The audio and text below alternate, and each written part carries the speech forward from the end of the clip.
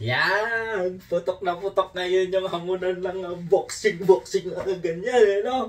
Alam mo yung naghamon si Baste Duterte ng kung suntukan na lang daw sila ni Gerald Torre. Ngayon, kumasa si Gerald Torre sa linggo daw.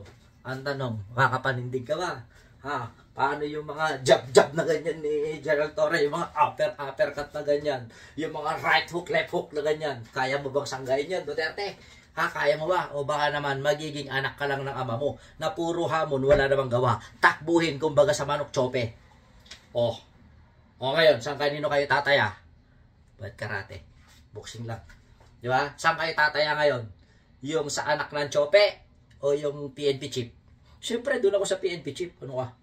O ano, kartada, lotres, lojes, quatres, ano, 6 jes. O gusto niya, dublada na eh. O, piso mo, panalo mo, 2 piso. O ano, hindi pala, talo pala diyan. O, kanino kayo tataya? O, gusto ko lang magpasalamat doon sa mga nagpapakulay ng ating live stream, mga kapatid. O, ngayon, kanina. O, eto, yun, nag-live stream tayo kay JR Balico.